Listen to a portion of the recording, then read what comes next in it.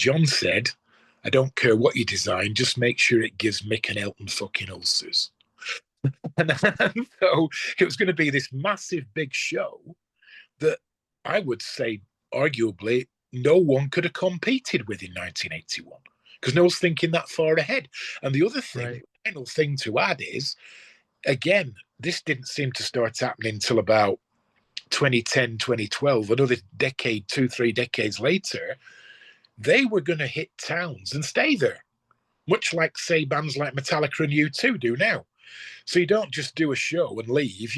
Come into a town, stay there for 5 nights, then move on and do another 4 nights somewhere else, right? That was John and Yoko's idea. So this tour was only big, or going to be big. It was absolutely years ahead of its time in planning. To sort of finalize this and get to your next question, within a month of seeing these diagrams, I've got Earl Slick on board. I've got the tour manager on board, Henry the Horse.